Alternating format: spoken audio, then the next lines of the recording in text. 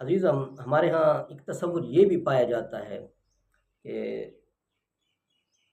بیماری متعدی ہو سکتی ہے، یعنی کہ ایک کی بیماری دوسرے کو لگ سکتی ہے۔ حالانکہ دیگر تصورات کی طرح یہ تصور بھی باطل ہے، شرع شریف اس کی اجازت بالکل بھی نہیں دیتی، بلکہ شرع شریف کے اندر اس کی نفی مذکور ہے۔ اس عقیدے اور نظریے کو باطل قرار دیا گیا، خالص مشرکین والا نظریہ کہا گیا ہے کہ ایک کی بیماری دوسرے کو لگتی ہے۔ یہ بالکل ہندوؤں کے عقیدے اور نظریے اچھوت سے متعلق ہے، اسلام سے متعلق نہیں ہے۔ یہ ہندوؤں کا نظریہ تھا۔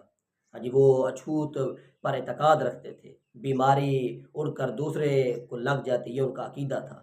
تو ہم نے ان سے مستعار لیا ہوا ہے، اور یہ نظریہ اور عقیدہ قدیم جو مشرک تھے شام اور عرب والے، ہاں جی، ان کا بھی عقیدہ و نظریہ تھا، اور یہ اس بنا پر تھا کہ ان کے اندر غیر فطری طرز اور رمز تھی، وگرنہ جتنے بھی فطری مذہب رکھنے والے لوگ ہیں وہ اس نظریے کا بیکاٹ کرتے تھے۔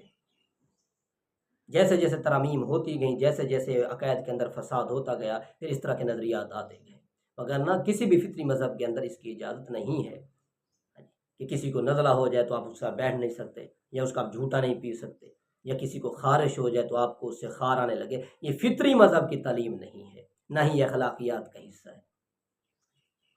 یہ فلاسفروں کی اپنی فلسفی ہے، یہ غیر فطری مذہب پر یقین رکھنے والوں کی اپنی ایک طرز ہے، وگرنہ اسلام کی طرز نہیں ہے۔